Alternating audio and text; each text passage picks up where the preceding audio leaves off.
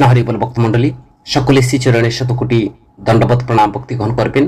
আজকে আমরা আস্বাদন করব পরমেশ্বর ভগবান শ্রীকৃষ্ণের দেওয়া 12টি অপূর্ব শিক্ষা সম্পর্কে, যা জানলে আপনার জীবন পরিবর্তন করে দেবে। মনোযোগ দিয়ে সম্পূর্ণ ভিডিওটি শ্রবণ করবেন। যারা আমাদের এই চ্যানেলে নতুন রয়েছেন, পরবর্তী কৃষ্ণ সম্বন্ধীয় ভিডিও পেতে চ্যানেলটিকে সাবস্ক্রাইব করবেন। আর যারা সাবস্ক্রাইব করেছেন আপনাদেরকে অসংখ্য অসংখ্য ধন্যবাদ এবং কৃতজ্ঞতা। পরমেশ্বর ভগবান শ্রীকৃষ্ণের এই শিক্ষা আমাদের শেখায় যে আত্মজ্ঞান এবং আত্মপর্যবেক্ষণ জীবনের সাফল্য এবং সন্তুষ্টির চাবিকাঠি। পথ হলো যখন আমরা আমাদের মধ্যে থাকা শক্তিকে চিনতে পারি এবং তাদের সঠিকভাবে ব্যবহার করি, তখন আমরা জীবনের প্রতিটি চ্যালেঞ্জের মুখোমুখি হতে পারি। আত্মজ্ঞান শুধুমাত্র আমাদের উদ্দেশ্য বুঝতে সাহায্য করে না, বরং সঠিক পথে এগিয়ে যেতে অনুপ্রাণিত করে। পরমেশ্বর ভগবান শ্রীকৃষ্ণের প্রথম শিক্ষা হলো আসক্তি ও লোভ থেকে মুক্ত হও। শ্রীকৃষ্ণ আসক্তি ও লোভকে জীবনের সমস্যার মূল বলে বর্ণনা করছেন। তিনি আমাদেরকে শিখিয়ে দিয়েছেন যে আমাদের জীবনে কামনা এবং লোভ থেকে মুক্ত থাকতে হবে, কারণ এগুলো আমাদের দুঃখের সমস্যার কারণ হয়ে দাঁড়ায়। তিনি বলছেন এই দুঃখ এবং দুর্দশা থেকে মুক্ত হওয়ার জন্য সদা সর্বদা এই কামনা লোভকে পরিত্যাগ করা। এককালে রঘুনাথ নামে এক ধনী ব্যবসায়ী ছিলেন। রঘুনাথের অপরিমেয় শক্তি ছিল, কিন্তু তার লোভ তাকে কখনো সন্তুষ্ট হতে দেয়নি এবং তিনি তার অর্থ উপার্জনের জন্য দিনরাত পরিকল্পনা করতেন, কিন্তু তার লোভ তাকে শান্তি ও তৃপ্তি অনুভব করতে দেয়নি। একদিন রঘুনাথের ছেলে গুরুতর অসুস্থ হয়ে পড়ে। তাকে আরোগ্য করতে অনেক টাকা খরচ হয়েছিল। রঘুনাথ তার সম্পদের একটি অংশ তার ছেলের জন্য চিকিৎসার জন্য ব্যয় করেছিল, কিন্তু তবুও তার পুত্র এই ঘটনা রঘুনাথকে গভীরভাবে দুঃখে ফেলে দেয়। সে বুঝতে পেরেছিল যে তার লোভ তাকে জীবনের প্রকৃত আনন্দ থেকে কেড়ে নিয়েছে। রঘুনাথ তার সম্পদ ত্যাগ করার সিদ্ধান্ত নেন এবং শ্রীকৃষ্ণের শরণাপন্ন হন। তিনি অবশিষ্ট সম্পদ গরিবদের মধ্যে বিতরণ করেন এবং ভক্তি ও সেবার পথে তার জীবন উৎসর্গ করেন। শ্রীকৃষ্ণের শিক্ষা গ্রহণ করে রঘুনাথের প্রকৃত সুখ ও শান্তি অনুভব করেন। শ্রীকৃষ্ণের এই শিক্ষায় আমাদেরকে শেখায় যে লোভ এবং আসক্তি একজন ব্যক্তিকে ধ্বংস করতে পারে। লোভ এবং আসক্তির কারণে একজন ব্যক্তি সঠিক পথ থেকে বিচ্যুত হতে পারে। কেবলমাত্র সে তার আধ্যাত্মিক শান্তি হারায় না, বরং সে তার আশেপাশের লোকদের যন্ত্রণার মধ্যে ফেলে দেয়। যখন আমরা আসক্তি ও লোভ মুক্ত জীবনযাপন করি, তখন আমরা প্রকৃত সুখ শান্তি লাভ করি। আপনি আত্মসমর্পণের সপ্তম যে শিক্ষাগুলা যে অনুভব করতে পারেন। শ্রীকৃষ্ণ তার ভক্তদের শিখিয়েছেন যে সম্পূর্ণরূপে আত্মসমর্পণ। ঈশ্বরের প্রতি ভক্তি হলো আত্মার পরিত্রাণ। তিনি আরো বলেন, একজন মানুষ যখন পূর্ণ ভক্তি ও ভালোবাসা নিয়ে ভগবানের কাছে আত্মসমর্পণ করেন, তখন সে পরিপূর্ণ জীবন লাভ করে। আত্মসমর্পণ মানে নিজের অহংকার, কামনা বাসনা ত্যাগ করা এবং ভগবানের শরণে আসা এবং সম্পূর্ণরূপে নিষ্ঠার সাথে তার সেবা করা। শ্রীকৃষ্ণ ভগবদ্গীতায় আরো বলেছেন, যে সব ধর্ম যে আমাকে সর্বধর্ম পরিত্যাজ্য করে আমার শরণাপন্ন হয়, সকল ধর্ম এবং কর্তব্যের কাছে আত্মসমর্পণ। যখন একজন ব্যক্তি পূর্ণ ভক্তি ও বিশ্বাসের সাথে ভগবানের শরণাপন্ন হয়, তখন সে সমস্ত পাপ ও কলঙ্ক থেকে মুক্তি পায়। আত্মসমর্পণ মানে ভগবানের কাছে ভগবানের ইচ্ছাকে গ্রহণ করা এবং তার নির্দেশনায় আপনার জীবনকে পরিচালনা করা। আজকে যখন আমরা আমাদের জীবনের অনেক সমস্যা চ্যালেঞ্জের মুখোমুখি হই, তখন আত্মসমর্পণের চেতনা আমাদের শান্তি ও তৃপ্তির দিকে নিয়ে যেতে পারে। আমাদের উচিত আমাদের সমস্যার সমাধানে নিজের চেষ্টা না করে পরমেশ্বর ভগবানের কাছে হস্তান্তর করা। যদি আমরা পূর্ণ ভক্তি এবং বিশ্বাস নিয়ে পরমেশ্বর ভগবানের শরণাপন্ন হয়, তবে জীবনের সমস্ত দুঃখ কষ্ট থেকে মুক্তি পেতে পারে। ইন্দ্রিয় বস্তুগুলো চিন্তা করার সময় একজন ব্যক্তি তার প্রতি আসক্তি তৈরি করে। আসক্তি থেকে লালসা তৈরি হয় এবং কাম থেকে ক্রোধের উদ্ভব হয়। যিনি কৃষ্ণ চিন্তায় ভাবনায় যুক্ত নন, তিনি ইন্দ্রিয় বস্তুগুলো চিন্তা করার সময় বস্তুগত কামনার অধীন হন। ইন্দ্রিয় প্রকৃত ব্যস্ততার প্রয়োজন। যদিও তারা ভগবানের অতীন্দ্রিয় প্রেমময় সেবায় যুক্ত না হয়, তবে তারা অবশ্যই বস্তুবাদের সেবায় নিয়োজিত হবেন। জড়জগতে সবাই ভগবান শিব, ভগবান ব্রহ্মা সহ স্বর্গীয় গ্রহগুলো এবং অন্য দেবতাদের কিছু না বলা ইন্দ্রিয় বস্তুর প্রভাবের অধীন এবং বস্তুগত অস্তিত্বের এই দাদা থেকে বেরিয়ে আসার একমাত্র উপায় হলো কৃষ্ণ চিন্তা করা। ভগবান শিব গভীর ধ্যানে মগ্ন ছিলেন, কিন্তু যখন পার্বতী তাকে ইন্দ্রিয় সুখের জন্য উত্তেজিত করেন, তখন তিনি প্রস্তাবে রাজি হন এবং ফলস্বরূপ কার্তিকের জন্ম হয়। হরিদাস ঠাকুর যখন ভগবানের একজন যুবক ভক্ত ছিলেন, তখন তিনি এই মায়া দেবী অবতারের দ্বারা আকৃষ্ট হয়েছিলেন, কিন্তু হরিদাস ভগবান কৃষ্ণের কাছে প্রতি তার অবিকৃত ভক্তির কারণে সহজে পরীক্ষায় উত্তীর্ণ হয়েছিলেন। শ্রী যমলাচার্যের উপর উল্লেখিত শ্লোকে যেমন চিহ্নিত করা হয়েছে, বা ভগবানের একজন আন্তরিক ভক্ত ভগবানের সান্নিধ্যে আধ্যাত্মিক উপভোগের জন্য তার অন্য উচ্চতর রুচির কারণে সমস্ত বস্তুগত ইন্দ্রিয় সুখ পরিহার করে। এটাই সাফল্যের রহস্য। এতব যিনি কৃষ্ণ চিন্তায় যুক্ত নন, তিনি কৃত্রিম দমন দ্বারা ইন্দ্রিয়গুলো নিয়ন্ত্রণে যত শক্তিশালী হন না কেন, শেষ পর্যন্ত তিনি অবশ্যই ব্যর্থ হবেন। কারণ ইন্দ্রিয় আনন্দ সামান্য চিন্তা থাকে তার বাসনা তৃপ্ত করার জন্য উত্তেজিত করবে। স্মৃতি বিভ্রান্তি হলে বুদ্ধি হারিয়ে যায়, আর বুদ্ধি হারিয়ে গেলে আবার জড় জগতে পড়ে যায়। তো শ্রীল রূপ গোস্বামী আমাদেরকে নির্দেশ করেছেন, কৃষ্ণ চিন্তার বিকাশের মাধ্যমে কেউ জানতে পারে যে ভগবানের সেবায় সবকিছু ব্যবহার আছে। যারা কৃষ্ণ চিন্তা সম্পর্কে জ্ঞানহীন, তারা কৃত্রিমভাবে জড় বস্তু এড়িয়ে চলার চেষ্টা করে। ফলস্বরূপ যদি তারা বস্তুগত বন্ধন থেকে মুক্ত কামনা করে, তারা ত্যাগের নিখুঁত পর্যায়ে পৌঁছায় না। তাদের তথাকথিত ত্যাগকে বলা হয় ফাল্গু বা কর্ম গুরুত্বপূর্ণ। অন্যদিকে কৃষ্ণ চিন্তায় ভাবনায় তাকায় একজন ব্যক্তি জানেন কিভাবে ভগবানের সেবা করা এবং তার ব্যবহার জানেন, আর সেই বস্তুগত চেতনার শিকার হন না। একজন নৈব্যক্তিকতার জন্য পরম নৈবত্তিক হওয়া খেলতে পারে না। যেখানে একজন নৈবত্তিক ভালো খাবার এড়িয়ে চলার চেষ্টা করে, একজন ভক্ত জানেন যে কৃষ্ণ হচ্ছেন পরম বুঝনকারী। তিনি ভক্তিতে যা কিছু তাকে নিবেদন করা হয় তিনি তা খান। সুতরাং ভগবানকে ভালো খাবার দ্রব্য নিবেদনের পরে ভক্ত অবশিষ্টাংশ গ্রহণ করে, যাকে বলা হয় প্রসাদম। তো এইভাবে সবকিছু আধ্যাত্মিক হয়ে ওঠে, পতনের কোনো আশঙ্কা নেই।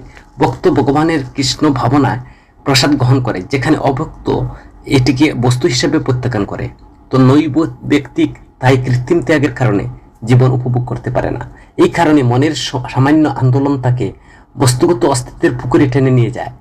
যে এমন আত্মা মুক্তির বিন্দুতে উঠলেও ভক্তির সেবায় তার সমর্থন না থাকার কারণে আবার পতন ঘটবে। তো শিক্ষা পরামর্শ ভগবান শ্রীকৃষ্ণ আমাদেরকে শিক্ষা দিচ্ছেন যে একই মনোভাব বজায় রাখুন, সবসময় মনকে বজায় রাখুন। শ্রীকৃষ্ণ আমাদেরকে জীবনের একই মনোভাব রাখার জন্য গুরুত্বপূর্ণ শিক্ষা দিয়েছেন। তিনি বলছেন আমাদের সুখ দুঃখ ক্ষতি সুবিধা সাফল্য ব্যর্থতা একই মনোভাব বজায় রাখতে হবে। এই গুণটি ব্যক্তিকে মানসিক ভারসাম্য প্রদান করে, তার জীবনের চ্যালেঞ্জের মোকাবিলা করতে সক্ষম করে। মহাভারতে একসময় তার জীবনে অর্জুন নামে একজন যোদ্ধা ছিলেন। তিনি যুদ্ধক্ষেত্রে অনেক কঠিন চ্যালেঞ্জের মুখোমুখি হয়েছিলেন, তার সাফল্য এবং ব্যর্থতার সময় অনুভব করেছিলেন, কিন্তু শ্রীকৃষ্ণ তাকে সবসময় একই মনোভাব বজায় রাখার পরামর্শ দিলেন। একবার অর্জুন তার প্রিয় সঙ্গী ভীমকে দেখেছিলেন। গুরুতর আহত হওয়ার এই দৃশ্য দেখে অর্জুনের হৃদয় ভেঙে পড়েছিল। তিনি নিজেকে দুর্বল এবং অসহায় মনে করেছিলেন, কিন্তু শ্রীকৃষ্ণ অর্জুনকে বুঝিয়েছেন যে অর্জুন, যদি আপনি নিজের উপর এই ব্যর্থতা সহ্য করতে চান, তবে জীবনে প্রতিটি পরিস্থিতি একইভাবে মনোভাব বজায় রাখার প্রয়োজন। যদি আপনি এটার উপর বা আপনার উপর আধিপত্য, তুমি তোমার ধর্ম পালন করতে পারবে না। শ্রীকৃষ্ণের কাছ থেকে এই কথা শুনে অর্জুন তার মন স্থির করলেন এবং তার কর্তব্য পালনের জন্য প্রস্তুত হন।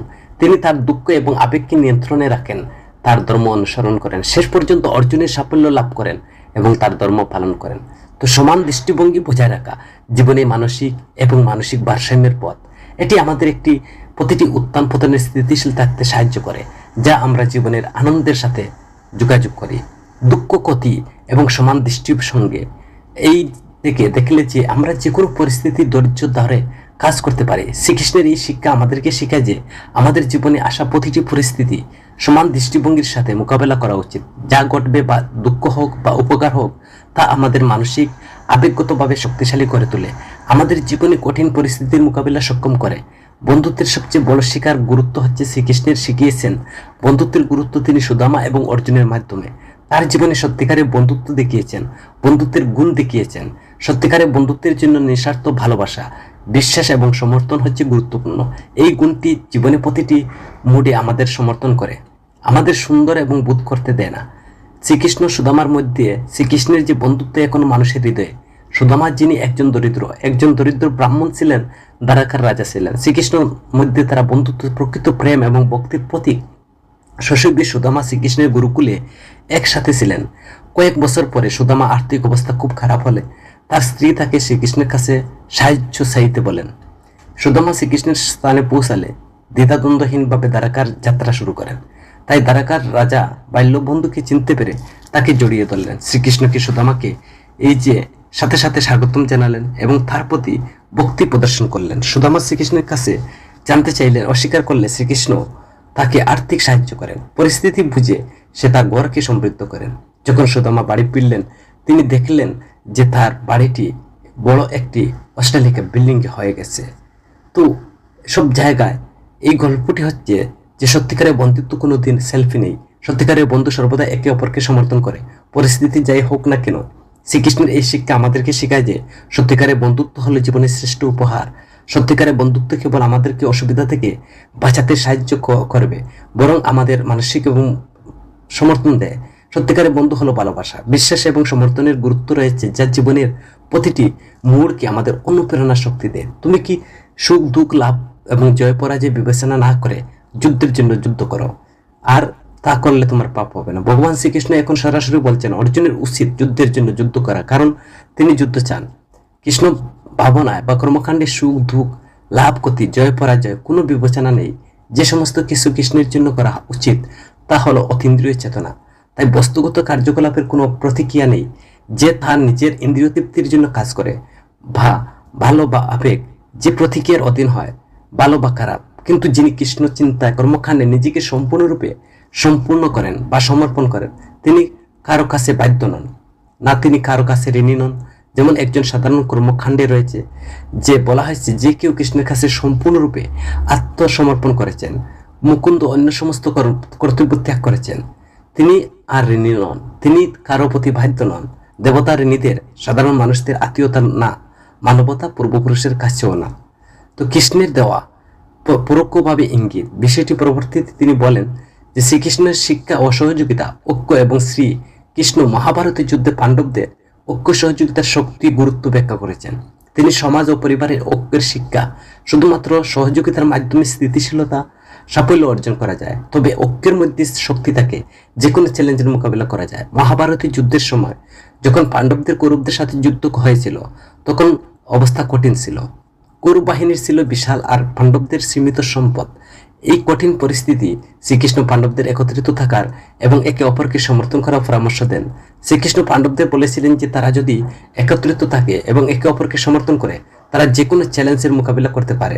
তিনি আরো বলেন ঐক্যের মধ্যে শক্তি আছে, এর মাধ্যমে যে কোনো কঠিনকে অতিক্রম করা সম্ভব। পাণ্ডবরা কৌরবদের মোকাবিলায় শ্রীকৃষ্ণ একত্রিত হন, শেষ পর্যন্ত তারা মহাভারতের যুদ্ধে জয়ী হয়। ধর্ম রক্ষা করা, এটাই হচ্ছে গল্পটি। দেখা যায় যে কোনো কঠিন পরিস্থিতিতে একতা এবং সহযোগিতার সাথে মোকাবিলা করা যেতে পারে। যদিও শ্রীকৃষ্ণ আজ প্রাসঙ্গিক হয়, তবে তার পরিবার সমাজ কর্মক্ষেত্র হোক না কেন আমরা একসাথে কাজ করি, একে অপরকে সমর্থন করি। যদি আমরা তা করি তাহলে যে কোনো চ্যালেঞ্জ মোকাবিলা করতে পারি, সফলতা অর্জন করতে পারি। শ্রীকৃষ্ণের এই শিক্ষা আমাদেরকে শেখায় যে একতা সহযোগিতা জীবনের সাফল্যের চাবিকাঠি। যখন আমরা একসাথে কাজ করি, একে অপরকে সমর্থন করি, তাই আমরা কোনো অসুবিধা কাটিয়ে উঠতে পারি। আর এই শিক্ষা আমাদের পরিবার সমাজ কর্মক্ষেত্রে সহযোগিতা ঐক্যের বজায় রাখতে অনুপ্রাণিত করে, যাতে আমরা কেবল ব্যক্তিগত সাফল্য অর্জন করতে পারি না, সমাজের ইতিহাস বা ইতিবাচক পরিবর্তন আনতে পারি। তাই বন্ধুরা, এগুলো ছিল ভগবান শ্রীকৃষ্ণের যে বিস্ফোরক আমাদের জীবন পরিবর্তন করার শিক্ষা। এখন আপনি নিশ্চয়ই বুঝতে পেরেছেন যে সত্য, কর্ম, ধৈর্য, নম্রতার মধ্যে গুণাবলী কিভাবে আমাদের জীবনকে একটি নতুন দিক নির্দেশনা দিতে পারে। কিন্তু একটু ভেবে দেখবেন, আমরা কি সত্যি আমাদের জীবনের শিক্ষা বাস্তবায়ন করতে পেরেছি? যদি না হয় তাহলে ব্যাপারটা গুরুত্বপূর্ণ। আজ থেকে আমরা একসাথে আমাদের দৈনন্দিন জীবনের চমৎকার শিক্ষা বাস্তবায়নের চেষ্টা করব, কারণ শ্রীকৃষ্ণ বলেছেন যে আপনারা কাজ করতে থাকুন, ফলাফলের চিন্তা করবেন না। আপনি এই জিনিসগুলো জানেন। হতাশা বিশ্ব দর্শন দেখায়। যখন ব্যক্তিরা বিশ্বাস করে যে জীবনে কোনো অন্তর্নিহিত অর্থ নেই, এই দৃষ্টিভঙ্গি প্রায় উদ্ভূত হয় যখন লোকেরা বস্তুবাদ আনন্দ এবং অগ্রগতির অসারতা স্বীকার করে, কিন্তু উচ্চতর আধ্যাত্মিক বাস্তবতার সম্ভাবনাকে প্রত্যাখ্যান করে। ফলস্বরূপ তারা উপসংহারে পৌঁছে যে অস্তিত্ব শেষ পর্যন্ত একটি অর্থহীন সংগ্রাম করে থাকে। দার্শনিক হতাশা প্রায় সংশয়বাদের চরম প্রয়োগ থেকে উদ্ভূত হয়। যদিও সুস্থ সন্দেহ বুদ্ধিভিত্তিক অনুসন্ধানকে উৎসাহিত করতে পারে, অতিরিক্ত সন্দেহ অর্থের সমস্ত কাঠামোকে প্রত্যাখ্যান দিকে নিয়ে যায়।